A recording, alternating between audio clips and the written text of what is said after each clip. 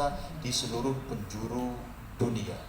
Beliau itu adalah manusia yang tu'addu bimi'atil malayi, dihormati oleh jutaan. Kalau dulu ya, kalau sekarang berarti miliaran. Semuanya mendengarkan perkataannya, mencari petunjuknya, dan mencoba mengais keridhaan Allah Subhanahu wa taala dengan cara menjadi followernya.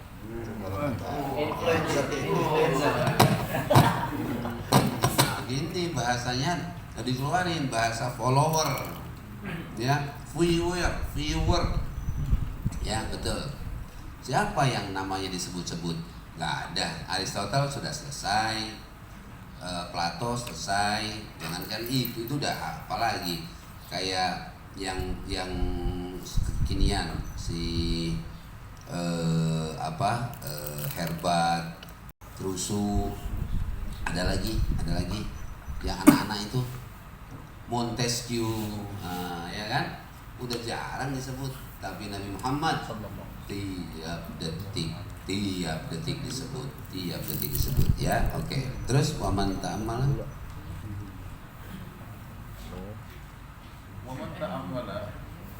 ومن تأمل حسن رعايته للعرب مع قسوة اتباعهم وشدة خشونتهم وتنافر أمزيتهم وكيف ساسهم واحتمل جفاءهم وصبروا على أذاهم إلى أن انقادوا إليه والتفوا حوله وقاتلوا أمامه ودونه أعز الناس عندهم آباءهم وأقاربهم وآثروه على أنفسهم وهجروا في طاعته ورضاه أحباءهم وأوطانهم وعشيرتهم وإخوانهم وكان كل ذلك وعدوا منهم له صلى الله عليه وسلم وهو لم يمارس الكتابة والقراءة ولا طالع كتب الماضين ولا أخبار المرابين السالفين. Jadi yang menunjukkan bahwa Rasul adalah al-muallimul hadi, al-muallim al-awwal.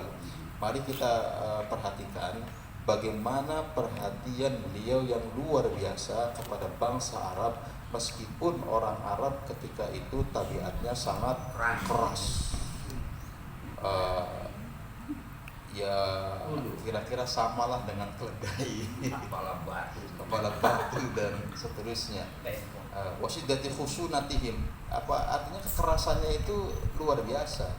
Wa tanafuri amziyatihim, perangai mereka juga tanafur itu maksudnya suka gontok-gontokan, suka berperang dan seterusnya. Satu masalah bisa menyebabkan mereka berperang bertahun-tahun.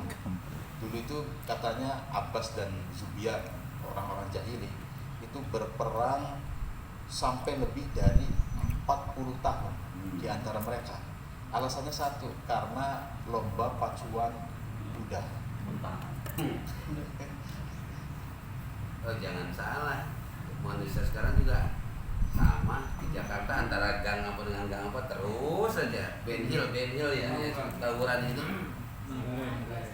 ya, antar sekolah jahiliyah.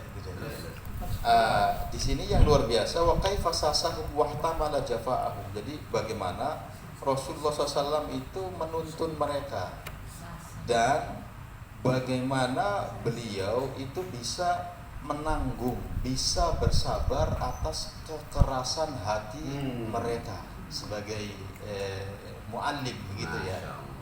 Wasobaru ala azahum.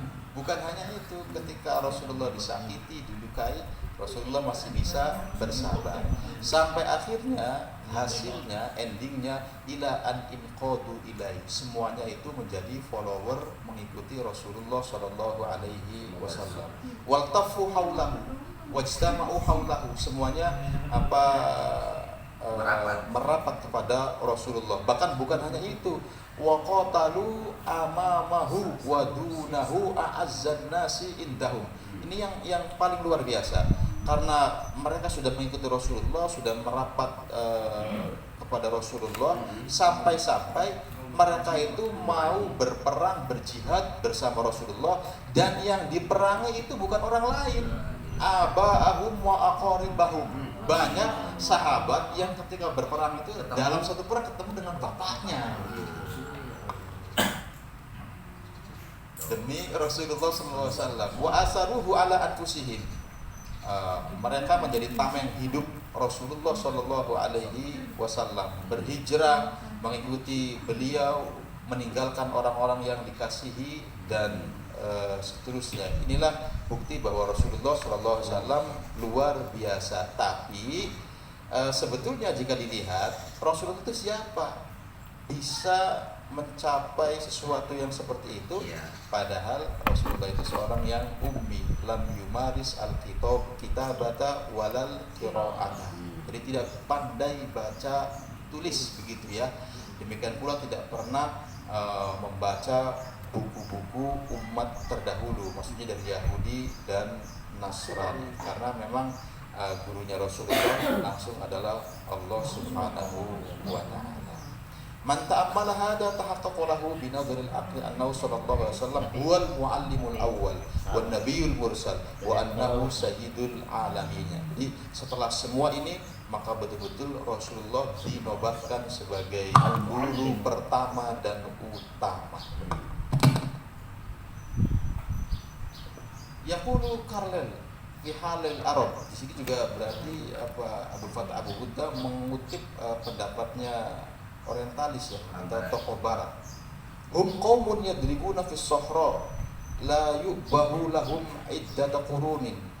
Falamma ja'ahum an-nabiyul arabi asbahu qiblatal andari fil ulumi wal irfani wa kafaru ba'da al-qillah wa azzu ba'da al-dhillah wa lam yamdi qarnun hatta istada'at atraful ardi bi uqulihim wa ulumihim. Ini kesaksian dari seorang orientalis, kalau tidak salah, yang menulis tentang Arab History atau apa dalam bukunya itu. Jadi disebutkan oleh Karl ini bahwa mereka itu orang Arab, ya orang yang bergelut di padang pasir sama seperti keledai dan unta begitu. La yu'bahu lahum iddata qurunin. Selama berabad-abad mereka itu ya tidak dianggap begitu. Tidak dianggap, tidak ada yang mengenal mereka, tidak ada yang mempedulikan mereka. Tapi kemudian ketika datang kepada mereka seorang nabi yang berasal dari Arab, setelah itu bangsa Arab menjadi kiblat dalam ilmu dan pengetahuan. Mereka berubah menjadi banyak setelah sebelumnya itu sedikit. Berubah menjadi bangsa yang mulia setelah sebelumnya itu menjadi bangsa yang hina. Jadi itu terjadi dalam waktu yang singkat, dalam tempo yang sesingkat-singkatnya. Masya Allah. Biasa ya. Luar biasa prestasi baginda Nabi menyulap dari gurun gersang, gurun sahara menjadi lembah hijau, menjadi lembah yang dikunjungi oleh seluruh umat manusia, ya. Dan itu cepat, tidak cepat, sangat cepat gitu. Berapa tahun? Cuma 22 tahun kan ya. Di Mekah berapa tahun? 13. Jadi di Mekah ya lebih namanya. Mekah 10, di Madinah 13 tahun. 23, 2 dekade menyulap, bukan menyulap, merubah secara cepat tadi itu ya, revolusi tadi itu ya, luar biasa baginda Nabi. Nah, yang hebatnya itu dari hal-hal yang kebalikan ya, dari kepala batu, dari keras kepala, dari yang jahiliyah primitif, pokoknya nggak ada baiknya itu, nggak ada baiknya sama sekali, dirubah jadi lemah lembut, itu masya Allah ya. Itu karena tadi wa yuzakki anfusahum, tazkiyatun nufus diinikan dulu ya kan, tapi tetap sebelum tazkiyatun nufus tadi tilawah, tazkiyah, baru taklim. Nah, ini nih poinnya nih, pointernya nih. Pertama ayatnya tadi dulu, ayat, maka ini kan penting ayatnya itu. Waladzi ba'atha rasulan minhum yatlu 'alaihim ayati. Pertama tilawah. Iya, tilawah. Apa sih tilawah? Qiraah. Ya kan? Karena orang tuh akan tahu peradaban karena baca. Iqra bismi rabbikal ladzi khalaq. Enggak mungkin kalau tidak bisa itu. Dia bacakan dulu. Makna tilawah di sini bisa dibacakan ya. Dibacakan itu, ini perdengarkan gitu ya. Diberitahukan tilawah. Yang kedua, wa yuzakkihim, tazkiyah. Nah, tilawah, tazkiyah. Nah, jadi ada 3 T nih. Tilawah, tazkiyah, ta'lim. Itu ininya apa namanya? Silsilah apa namanya? Iya, dimulai dari tilawah, tazkiyah, baru ta'lim. Kita belum anak-anak ini langsung ta'lim. Enggak ada yang mental. Enggak baca doa, enggak ini langsung gaya nggak bisa. Ya, jadi itu intinya prosedur dimulai dari tilawah, dibacakan dulu, lalu dibersihkan hatinya, lalu yang ketiga baru diajari wa yu'allimul kitab. Nah, itulah langkah pondok. Pertama ada khutbatul ars. Apa itu? Tazkiyah, penyiapan ya, taklim.